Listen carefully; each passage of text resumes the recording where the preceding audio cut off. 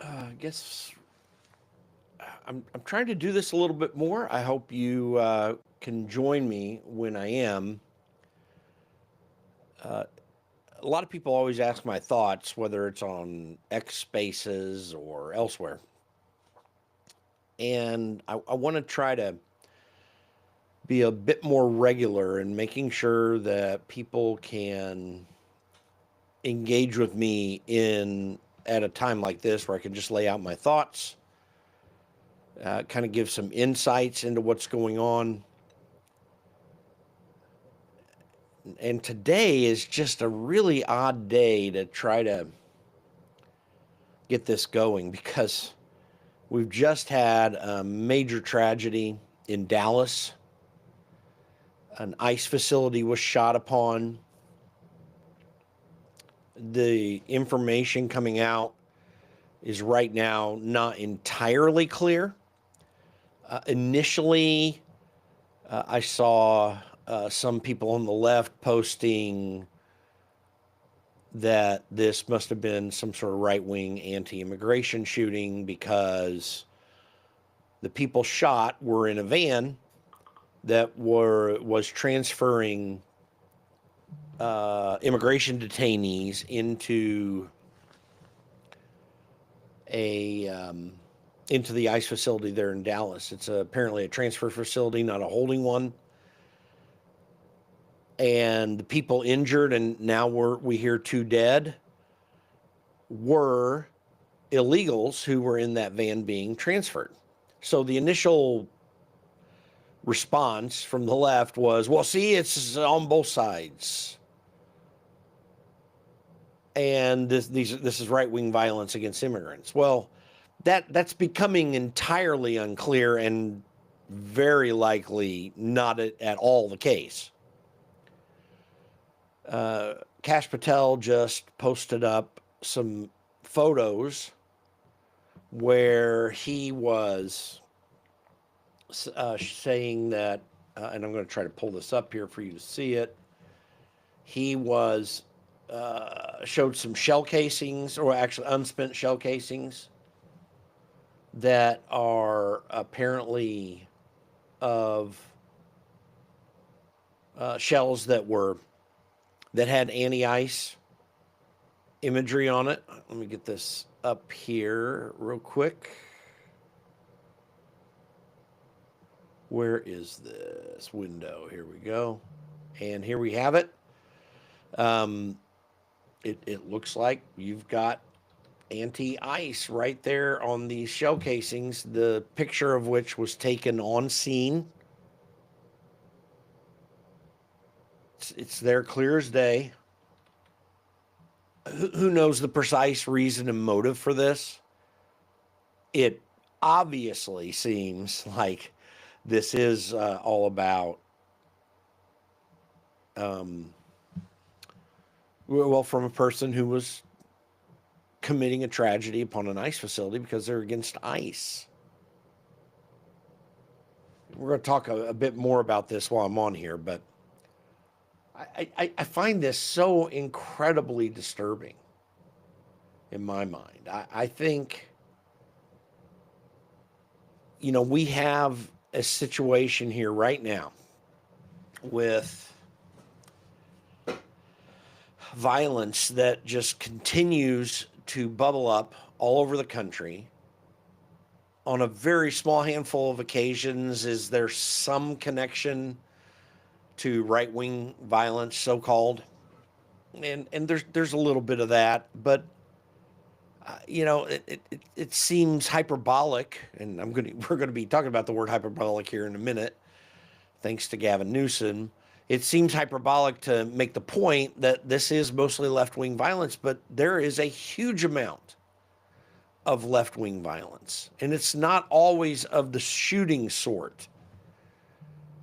We've got a resurgence of Antifa activity that's beginning to come around. And of course, the left is constantly saying, who is Antifa? Does it even exist? It's not even an organization. How do you see this? Because what I What I notice here is that, and it's a human problem, it's not just a problem of Democrats and the left. I see a real problem with people who always want to argue away what is evidently in front of their faces. This Antifa thing is a big part of this. Antifa, however loosely organized they may be, clearly was involved in BLM riots in 2020. There's no mistaking this. It's not hidden information. They consistently and persistently show up at events with their faces covered. And of course, we've got a huge amount of disdain for ICE agents trying to cover their faces when they're being doxxed. How many Antifa people have been doxxed, I wonder? Well, you've got Andy Ngo out there who's done a lot of research on Antifa and has revealed a whole lot of the connections, but you don't have the same kind of purposeful doxing that is leading to violence, and also the criticism of ICE agents wearing masks is really misguided because of the fact that the stated intent of their detractors on the Democrat left is to dox them and cause them harm. I mean, do we see a pattern here? Do we see a situation that really looks outrageous? And after the Charlie Kirk murder, this is very, very raw for the American people. And the initial information coming out from Kash Patel's post and from other reports that are going around, because it seems, again, the information is still coming in. It's very, very new. It happened at 7 a.m. this morning. That was 4 hours ago. We're still not clear on what the info is. Authorities are still gathering things up before they go full bore into explaining it.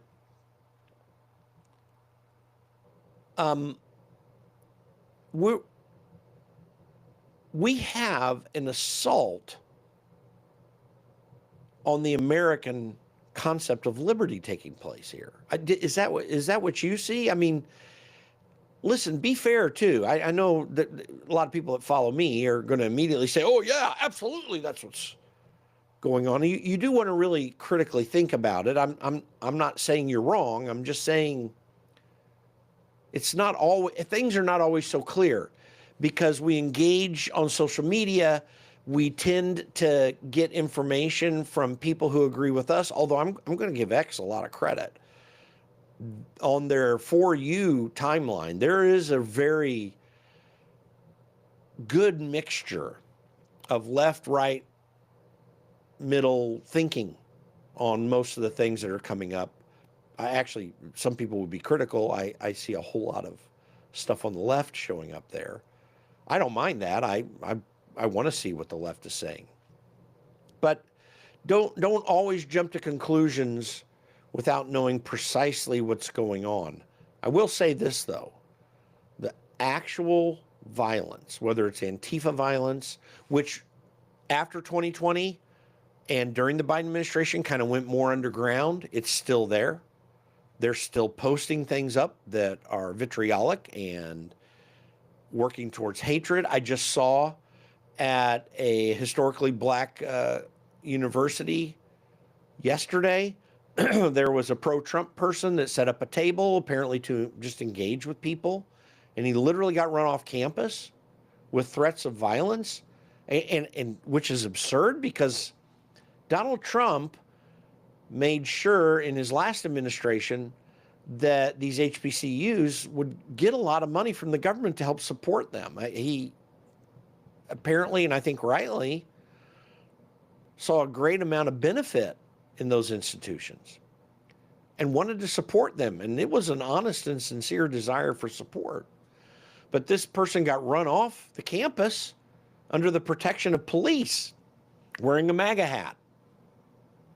I get it. If you dislike Donald Trump and you dislike the MAGA movement, well, then you're going to oppose it. But to run the guy off campus without having a discussion,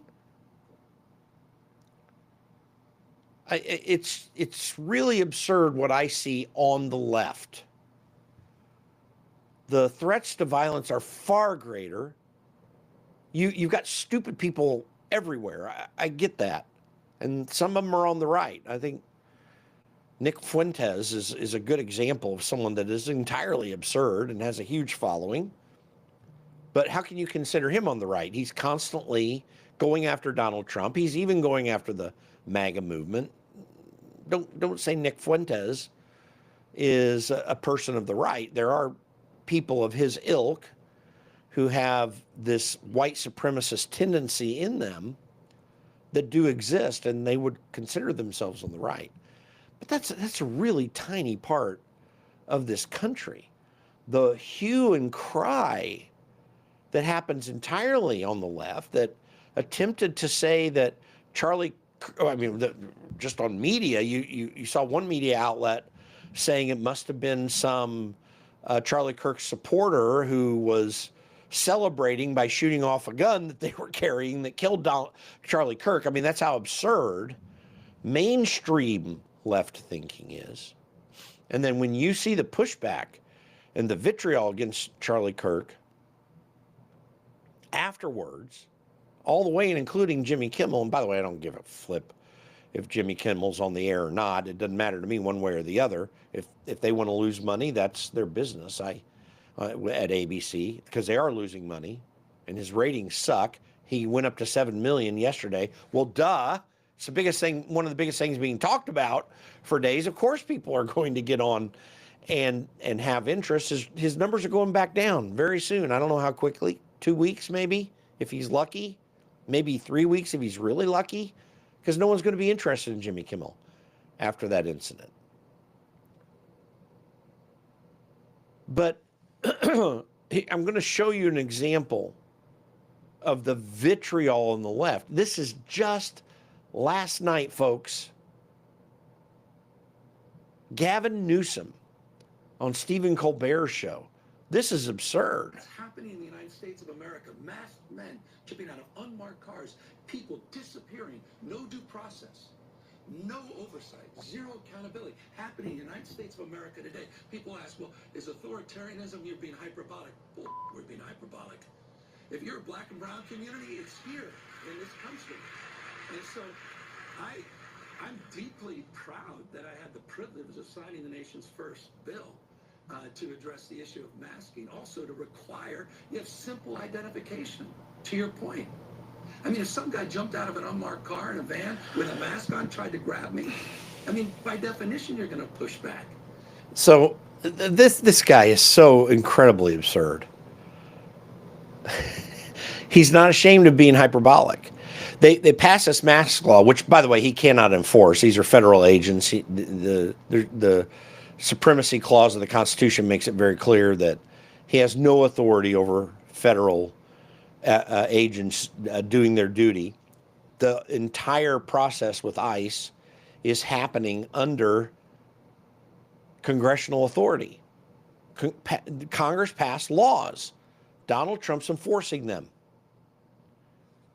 And so he's not afraid of being hyperbolic, but keep in mind as well, he's also quite willing to continue the threats on ICE agents, if he can make it happen, to require them to pull their masks off. Literally, as we're seeing this shooting this morning, we've got a great example in Gavin Newsom of someone who is willing and very much putting into the effort, as well as his legislature and all the Democrats there. They're willing to put ICE agents at risk when they're literally having threats on their lives.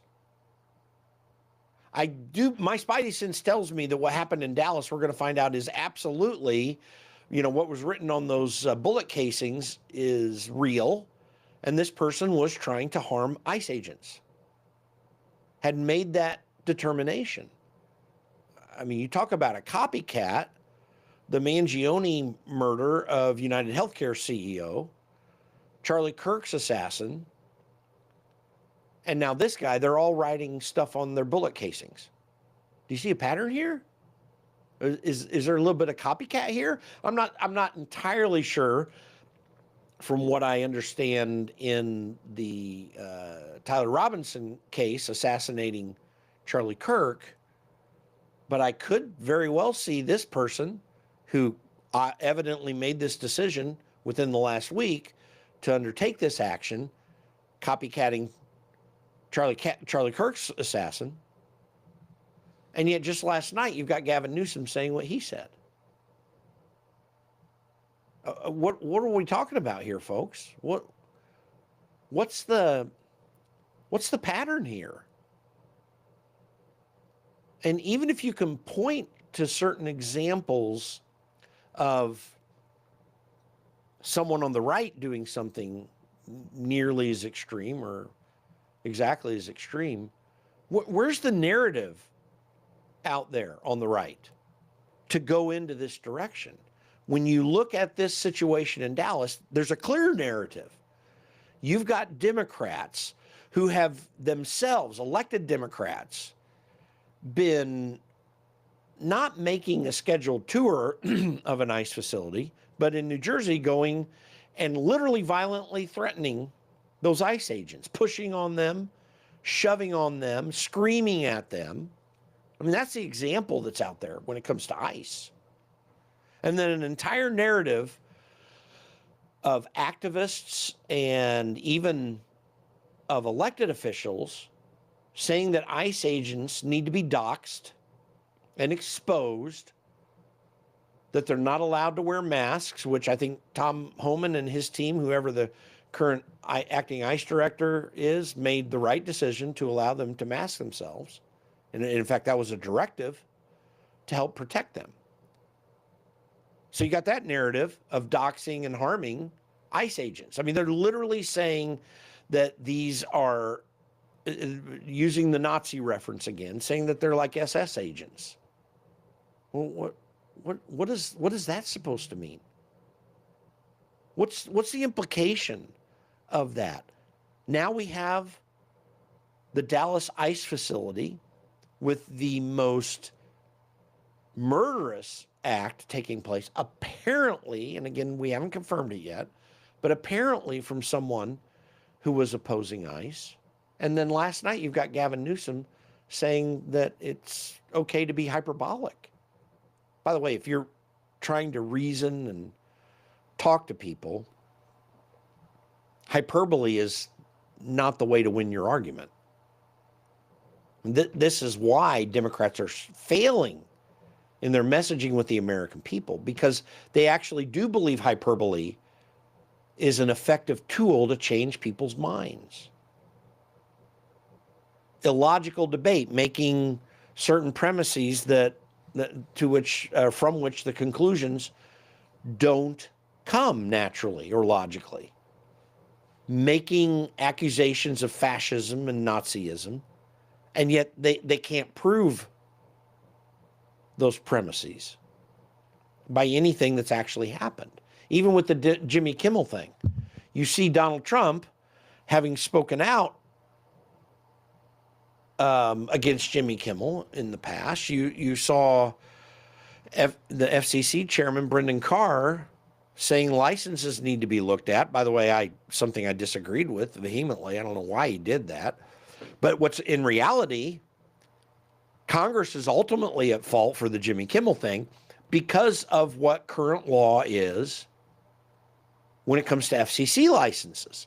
Like Brendan Carr does have the ability to have the review of those licenses taking place because Congress gave the FCC the ability to do that. Not because Brendan Carr is such a bad guy. I don't think he should have done that. I don't know what the usefulness is of that. Donald Trump threw something out on his Truth Social today saying that ABC ought to be looked at further. It didn't sound like he's pressing for the FCC to continue reviewing the license, but I mean, I didn't personally find that helpful. But this on the back end of a censorship industrial complex that was built up in the Biden administration to entirely shut down particularly conservative speech. There was one elderly black gentleman whose name I can't remember, who was also shut down in all this, and he was a man of the left, and he said it very clearly because he was critical. But other than that one instance, we've got literally millions of conservatives shut out of social media platforms, in some cases investigated by federal authorities. Got the pro-life movement that had an FBI target on their back during the Biden administration, as well as a group of Catholics or certain Catholics that observe the Latin Mass that the Richmond FBI office wrote a memo on to target and to investigate. And they were literally going into churches. And even though Christopher Wray, former FBI director, claimed that that wasn't an operational document, we know that it was, and that investigations were taking place. One of the things we're talking about with both the Charlie Kirk shooting and this one today is we don't have any domestic terrorism laws. And I'm not sure that we want any, because they can be weaponized, but it does put prosecutors in a tizzy, in a problem. I mean, where are we going here? We've got an entire complex of Democrat elected officials and the most radical leftist activists within the Democrat community wanting to harm ICE agents, literally, just like they did with Brett Kavanaugh, just like Chuck Schumer threatened for both Kavanaugh and Gorsuch, that the whirlwind was coming on them. We've got that kind of rhetoric out there. And I'm supposed to sit back, any of us, you, me, we're supposed to sit back and say that somehow that's okay? Like endorse it as useful speech? I don't think we need to violate free speech. I think we want them to reveal themselves to be this stupid. I seek no restraint on that speech. But I also know that there's no constitutional provision for them paying a political price for utilizing that speech. For teachers who were praising and applauding Charlie Kirk's murder to not be fired from their jobs, I think every one of them should be. I stand by that even to this day. Any government employee of any sort, whether in the education system, which is a government monopoly on education, a discussion for another time, or any federal, state, or local employee that was praising the death of Charlie Kirk should be summarily let go from their positions. I don't think that we, with our tax dollars, should be supporting people who have that idea working in our government. I'm not saying get rid of Democrats. I think that goes way too far. No, you don't need to do that. But anyone who is praiseworthy of that sort of violence should absolutely be let go. They should be let go from their private job. That should be continuing. There's no reason not to do that. You have no constitutional right to say that that's wrong, and don't call it cancel culture. It's a lot different than sharing a mere political opinion. Anyone sharing a political opinion that said that they disagreed with Charlie Kirk, that added into that statement that they thought that murder was onerous and unacceptable, and then said that they thought he was a racist or whatever stupid crap things that they're saying, that person shouldn't be fired. That's just a political opinion. I mean, it might not, you can determine if you like that employee or not, but I don't call for those people being let go. But if you're literally saying that you praise the murder of another human being, I don't care if it's Charlie Kirk or someone on the left, someone with no political opinion, if you say that, you should not be employed where you are, particularly when tax dollars are being used to pay your salary. So one other thing, so moving on, I'm going to keep talking about this topic. It's very important what happened at Dallas. And I think it just puts a clear focus on a serious situation of leftist violence in this country. And I want to make this very clear. Donald Trump had tens of millions of Democrat voters last year. That was part of what gave him a huge majority in the election, in the popular vote, and what helped him win the electoral vote. So I'm not saying because you identify as a Democrat in your political beliefs that you're part of this problem. You are not, unless you are part of this problem. Like, you'd have to purposefully be doing that, and polls seem to indicate that that's about 25% of Democrats, roughly. Those people, I say, fall in the category of promoting the kind of violent problem that we're seeing emerge in this country right now. And for those on the right, conservatives of whatever persuasion, who push back hard against this, that's what this Maoist communist playbook is all about. The cultural revolution. And that is what these radical Democrats are seeking, is a cultural revolution. That's why we had a massive cancel culture that we are at least have a reprieve from for now. And most companies and folks are backtracking from. We had that because that's a Maoist cultural revolution approach. Democrat elected officials are firmly in that camp. And those are the people I'm talking about when I say the Democrat Party is not an American party. They don't believe in the Constitution. By the way, in fairness, I sometimes feel I can't get Republicans to align with the Constitution as they should. But again, a discussion for another day. But Democrats clearly are antithetical to the Constitution. They do not believe in it. They will take your speech away. If you think the Jimmy Kimmel thing was bad, just wait till Democrats get back in power. A censorship industrial complex is coming back, and it's going to be 10x worse than it was before. And you're literally not going to be able to talk anywhere. That's what Democrats believe in. They're even saying it right now, even after Charlie Kirk was murdered.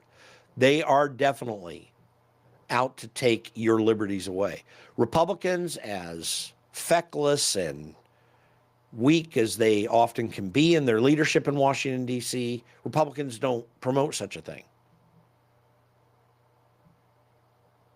That it's an American party, flawed as it is and greatly flawed as it is. So, to that end, another thing that's going to be really ticking people off is what Scott Bessent was talking about today.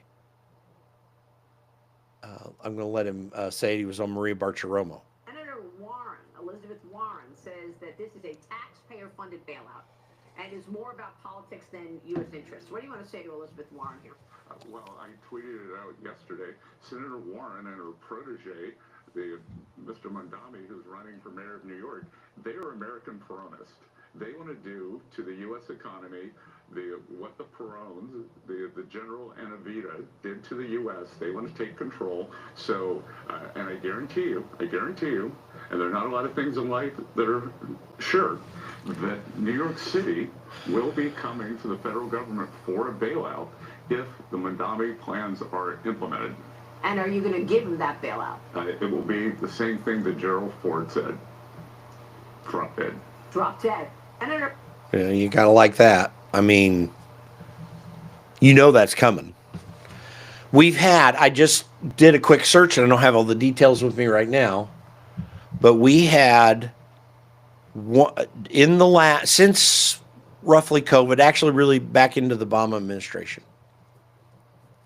we've had $1.2 trillion of bailouts to state and local governments. During the Obama administration. Everyone knows I have also been deeply engaged in I don't know where that's at. ceasefire in Gaza. Have to get that done. Yikes. Give me a moment. I don't know where it's coming from. Rejected reasonable offers to make peace. There we go.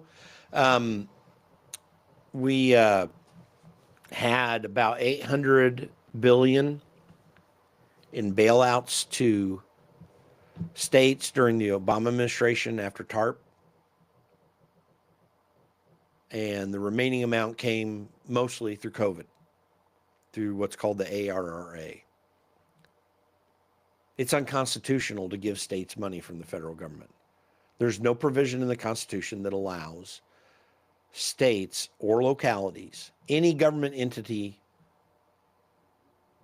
may not receive money from the federal government to bail them out.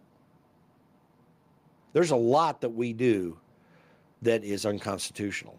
That's one of them.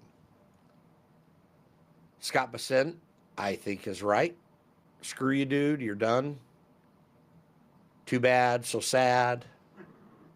You just didn't make it. So I think we have to keep that from happening. It's bound to happen again, and we need to oppose it. I mean, we've got Republicans that are willing to do this kind of stuff too, just to not make people mad.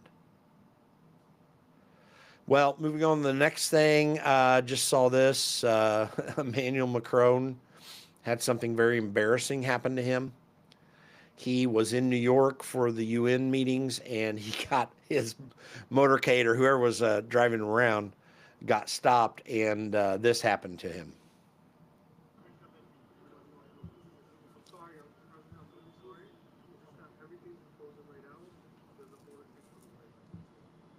Donald Trump's motorcade that shut him down.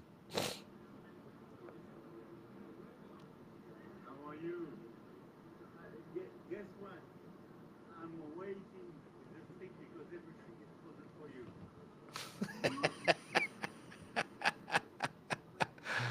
Oh, this is hilarious. He's talking to Donald Trump. Hey, you're shutting me down, so he has to go walking across the street. I thought that I'd share that. Brutal. That's really hilarious there. Next thing I wanted to, and I'm going to get into the Trump speech here in just a moment. Here's something of interest. John Bolton is in huge trouble. The FBI is now saying that he had classified information on his hard drives, on computers and stuff when they raided his office recently. This was not a flippant raid on John Bolton. Apparently some of the information here is, where is this here? An inventory by an FBI agent doesn't specify the number of suspected classified documents, but it lists several collections or folders that were labeled confidential and some pages marked secret. The heading on at least one set marked confidential was redacted from the inventory filed earlier this month. Where was this here? Apparently, some of these I was reading in the article, and you may be seeing it. Well, apparently some of these were also documents that related to his or related to the positions of nuclear weapons or some weapon systems. Very bad stuff. John Bolton's in trouble. Do you think he should be in trouble? Is this overplaying? My conclusion is that you need to do this. And FYI, if there's a Republican that does this sort of thing, I have no problem going after them. The one person you can't go after on classified documents is Donald Trump, because he's president. And everyone says, "Oh no, but there's a process." But no, there's no process. It's the president. And the Jack Smith thing was absolutely wrong to undertake because of the fact that on January 20th, 2017, January 20th, 2021, Donald Trump flew out early in the morning, or relatively early in the morning, from Washington, D.C. prior to the inauguration. He landed in Florida before noon Eastern time, and noon Eastern time is when Joe Biden was sworn in So he was still president until Joe Biden was sworn in. And president has a unilateral authority to declassify documents. And I know that that gets a lot of people screaming, but I just remind you that Article 2, Section 1 of the Constitution says, the executive power shall be vested in a president of the United States.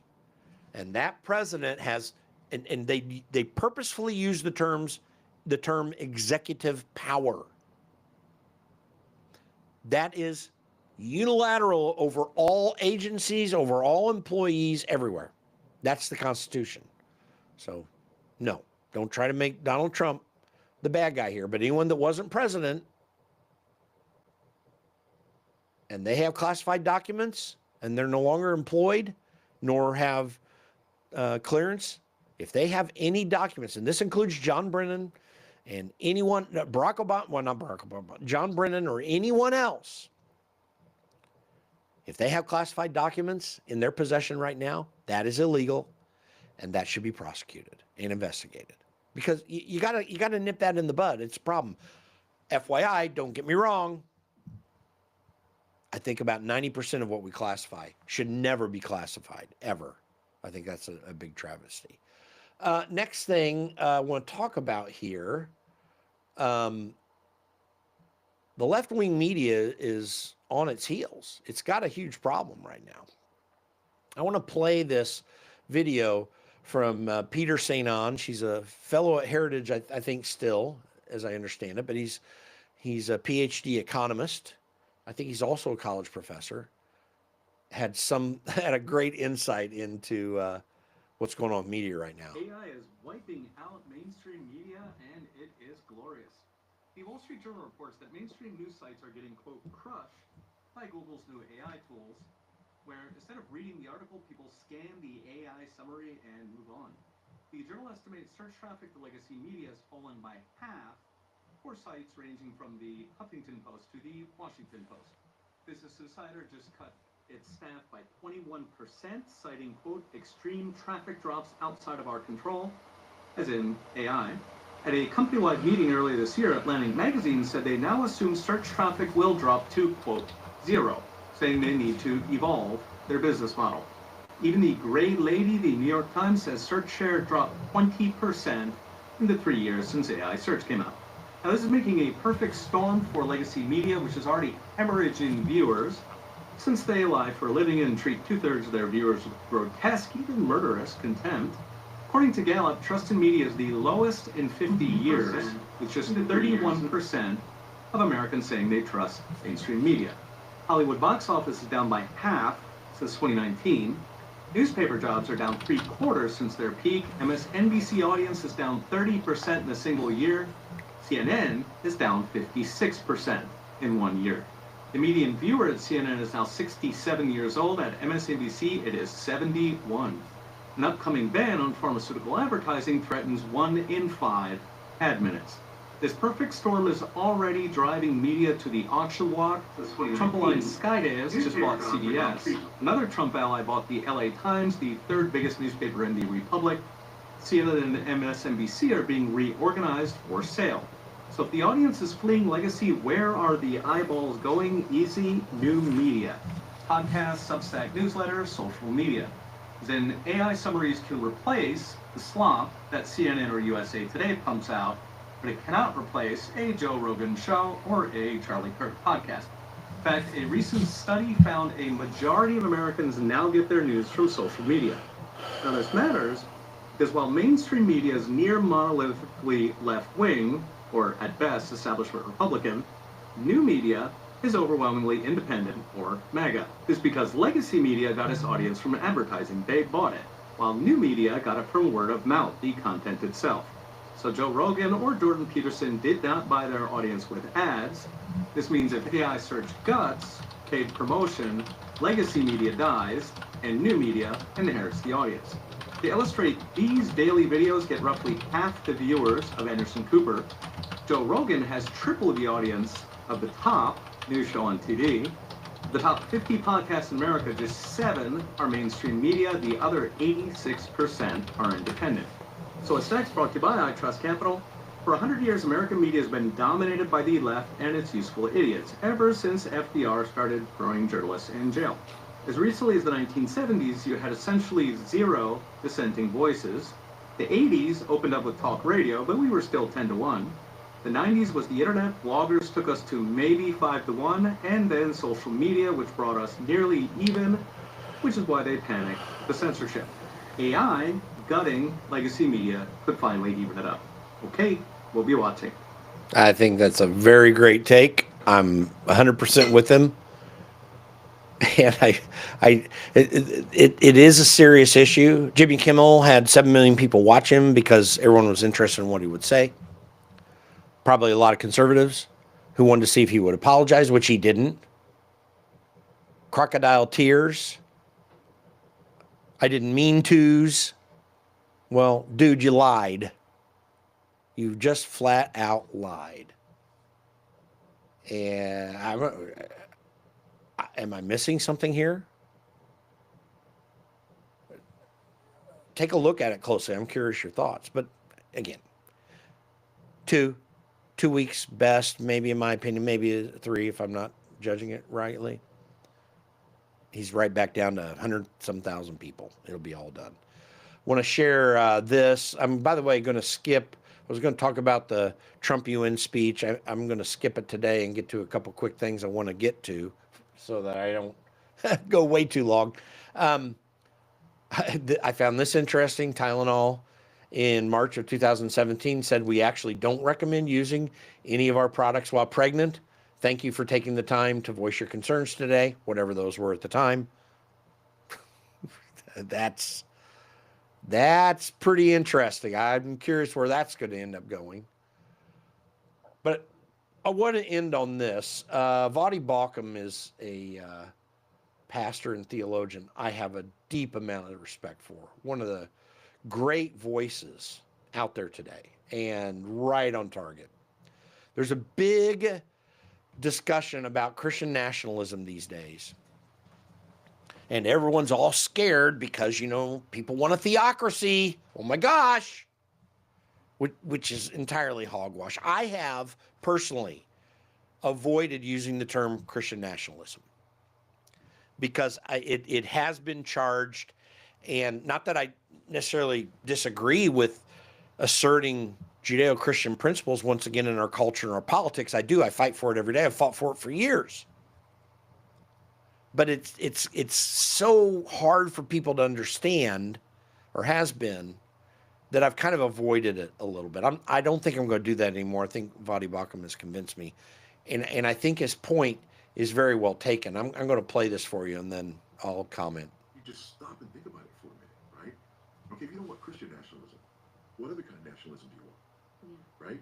Do you want, secular nationalism, Muslim nationalism, or if it's not the Christianity that's the problem, is it the nationalism that's the problem? If we don't want nationalism, what do we want? Do we want globalism? No thank you, please. Right. So with China in charge. Yeah, exactly. So yeah, it does sound like a bunch of scary Christian nationalism, and so what? You're right. Yeah. Christians are the Oh, well, let's play this for the only ones who are told to check their worldview at the door. Yeah. You just stop. Yeah. And that last statement by Allie Beth Stuckey, he was doing an interview with her, is right on target. I can tell you this, I have never, and I am never going to check my Christian views at the door. And I'm at the place right now where I'm going to start talking about Christian nationalism on this basis of how Vadi Balkum put it. Because think about it. Whose worldview is going to run this country? And I don't have it to play right here, and I wish I had at the moment. When you had Virginia Senator Tim Kaine saying very clearly that the Democrat ideal that rights come from government, and that if you believe that rights come from God, you're just like some Iranian mullah. He literally, in saying that, called it terrorist for you to think that we are endowed by our Creator with certain inalienable rights. And it's just really funny, unalienable, excuse me. And it's really funny to me. Here's Tim Kaine representing Virginia, where the man who wrote that declaration, with some help and editing from Benjamin Franklin and John Adams, who were on that 3-person committee, Thomas Jefferson is one of the greatest Virginians of all time. He wrote that. Thomas Jefferson was clearly a deist. He was not an atheist by any stretch. He was a deist. And there are issues and questions about the type of Christian thinking he had in terms of being a strong adherent to the faith.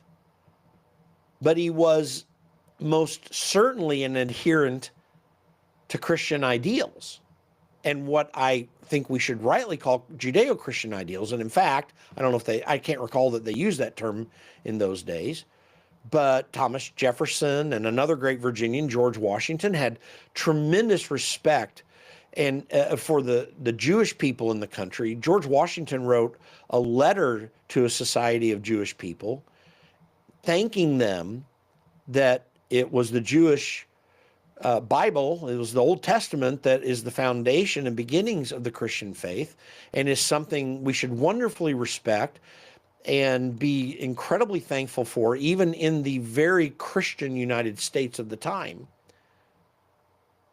The Judeo-Christian ethic is the foundation of all Western ideals of freedom. Going as far back as before the Enlightenment, you can get back into St. Augustine, into Thomas Aquinas, to gather up some of these ideas of human freedom that hadn't fully come into play in any governmental system at the time. You still had monarchies all over Europe. But this idea of individual responsibility to God and individual liberty, the concepts of the rule of law, even of concepts like trial by jury, and so forth. These go all the way back to Moses. And the development of ideas of freedom and of the common law in particular in Europe had its foundations in the Judeo-Christian ethic. Moses highly informed them. The way that we build a judicial system is roughly modeled off of the judicial system that Moses created in the wilderness before Israel occupied the Promised Land. That model is there. We certainly did take some lessons from particularly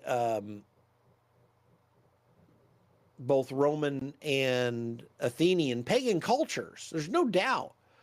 But the founders were also quite critical of how the Roman Senate was structured, and it had severe flaws that worked for a few centuries, but were breaking down by the time Caesar became emperor, and you had an imperial construct consistently throughout Rome,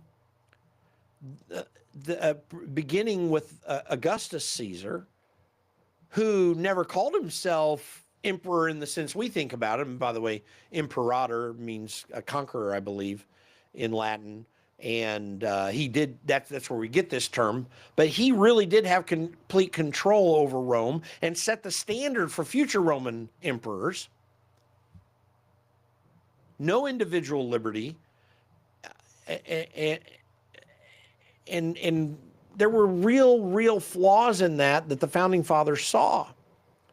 They took some lessons from it and modified it and brought it more into conformity to Jewish legal systems that were created by Moses, which eventually, by the way, as you'll recall, broke down by the time the prophet Samuel came and Judge Samuel came onto the scene, when Israel said they wanted a king, and every Christian should read 1 Samuel 8, because Samuel from God gave a message from God that warned them of the problems that would come upon Israel once they had a king. And it just reads like the newspaper today. I mean, go to 1 Samuel 8 sometime and just read this. It's breathtaking. The system of law that sustains freedom has its entire roots in the Mosaic Law and Christian modifications from that, particularly those in the New Testament that were laid down by God in the flesh, Jesus Christ. I mean, when God came to earth, he had worked with Israel during the advent of that situation, came to earth and laid out for us Christian doctrine on law and ethics. And we borrow from all of that in Western culture. Every Western democracy has its roots in the Christian ideal. So to get all up in arms about Christian nationalism, and Vadi Baca made a great point, you know, if you don't want nationalism, what do you want, globalism? Frankly, the Democrat Party does believe in globalism. They would have, as they laughingly discussed, they would have Xi influencing our laws and our government system. The government system that Democrats propose is very similar to that which exists in China. I oppose that. I don't want that. And I'm not interested in any other nation having any input into what we do in any form or fashion. Get rid of internationalist organizations. Let the UN maybe remain a discussion place, but you know, stop funding it if it doesn't stop taking actions. This is something, I mean, what do you think about this? I mean, I really put some comments in and let me know what your thoughts are about this idea of Christian nationalism. I want to hear them. Because to be candid, if you think about it in just its raw definition, just based on the words, forget all the other talk about it and how it's going to be a theocracy and all this kind of stuff. We want the Judeo-Christian ideal very strong in our culture and in our laws, because there's no foundation for the kind of liberty and freedom we have outside of that ideological construct, which again is based upon the Mosaic Law and the teachings of Christ and of the apostles that you read in the New Testament. We want that. You don't have to be an adherent to the Christian faith to accept that. There were many of, or not many, there were a few of the founders for whom that definition quite simply existed. Benjamin Franklin, I'm not even sure he was an absolute professing Christian. He may have been, but he grew up in and around Pennsylvania, where the Christian ideal in his family was very strong. He actually knew Cotton Mather, who's the horrible Puritan who tried to destroy everything. And listen, the Puritans weren't perfect, and I get that. But they did have and adhere to a system of law that was founded on this, and what you think was bad could have been far worse, but they restrained themselves, and we learned in the process. But, you know, Franklin, Jefferson, Thomas Paine, these were men of the Enlightenment, not so much men of the Christian faith, but they all believed in the Judeo-Christian ideal. Benjamin Franklin advocated for it. Some people try to claim that his call to prayer in the Constitutional Convention is not really a true incident. I would argue against that, but I'm not a historian. There's plenty of witness to him having called for prayer. And however it actually played out, he had done that because he believed in these ideals. I mean, Thomas Jefferson promoted the moral ethics of the Bible. But more significantly, what we call the British common law, which is the inheritance of our legal system as laid out by William Blackstone, was strongly informed by Thomas Aquinas, who laid out the system of natural law quite explicitly. It is a Christian foundation that we're based on. I think we want to reassert that. So if you just think about the term Christian nationalism, what does that mean in its raw form without all the other stuff thrown out at it. Well, the Judeo-Christian ideal of law and of government and of restrained government, and nationalism, meaning we love our country. I think we should have national borders.